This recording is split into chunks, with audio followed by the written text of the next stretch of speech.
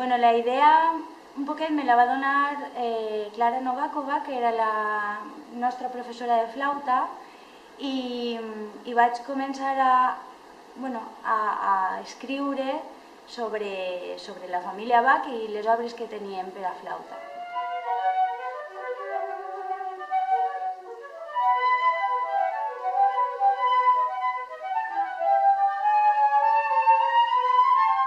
Música per a flauta com a instrument principal i va passant per tots els estils, des del barroc més pur, sí, fins al classicisme.